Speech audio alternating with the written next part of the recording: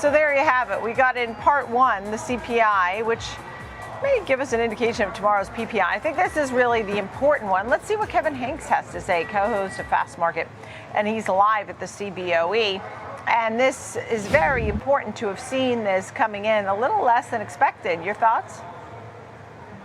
Good morning, Nicole. Yeah, futures swinging from losses to gains here as the CPI number comes in much less than feared and less than expected. Here's the numbers. Headline month over month CPI comes in up 0.1.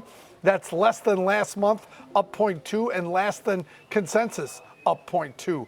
Year over year headline CPI comes in 2.4%. That is a tenth less than expected, but a tenth higher than last month. Now, core, ex-food and energy, up again, up 0.1. That's much less than was expected. They were looking for up as much as 0.3 there. Up 0.1. Year over year, 2.8% unchanged from last month. They were looking for it to tick higher. Breaking it down, energy down 1%. Gasoline down 2.6. That means gasoline in the last 12 months, Nicole, down 12%. Energy commodities down 2.4. Fuel oil that skewed last month was unchanged. It skewed it to the upside. It was unchanged. Also, used cars and trucks down 0.5%. New vehicles down 0.3. Apparel, of all things, was down 0.4%. Shelter up 0.3.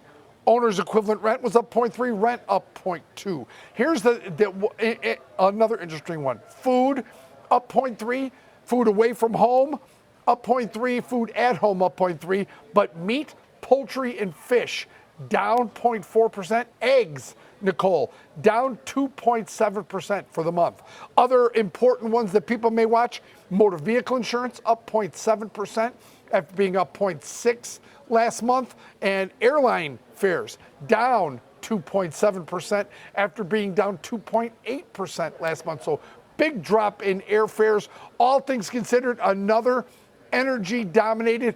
Futures did swing from negative to positive, but there's a little concern out there, Nicole. Why? Well, a lot of this energy down 1%.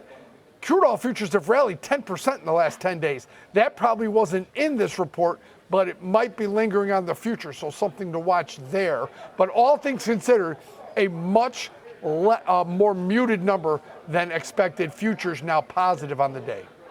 Yeah, really interesting, and I love the breakdowns. Thank you so much. Really interesting. Funny how, food is costing more when you go out to eat or even in the stores, but meat, poultry, fish, eggs, all lower. So you have to wonder where the cost, the increase is coming from. If it's not from those main things, that seems like a bit of a disconnect, but the rest of it really interesting in the gas and energy, of course. What about what's going on with China? Rare earth, we got our deal at least somewhat in place.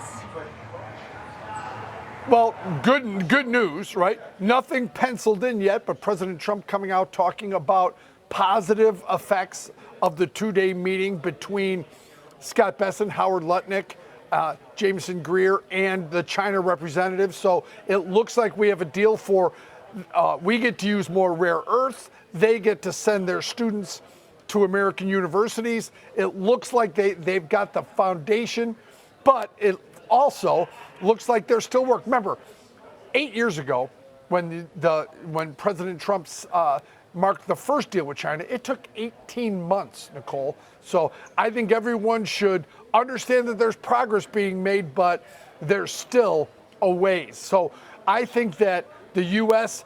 has got an agreement, very positive, good news out of the White House, but futures are saying, show me that rare earth materials are being shipped to the U.S. Show me that all these things are happening, and we'll believe it a little bit more. So good news on the inflation data, good news on talks between U.S. and China, but a little more skeptical on the talks between U.S. and China. They want to see actual things happen. Remember, because China was generally known as making the agreement 8 years ago and then not abiding by it. So a little bit of a cautious optimism in the China-U.S. trade negotiations. Yeah, and what are people saying about how we are back in the bull market? We've sort of had the Elon Musk Trump story die off a bit, even Elon Musk saying he regrets some of the tweets he put out. So that seems to have taken a breather here. And people are watching the Mag 7. I know we had the Worldwide Developers Conference this week for Apple, but the big picture is that you have major averages 2-3% off the record highs.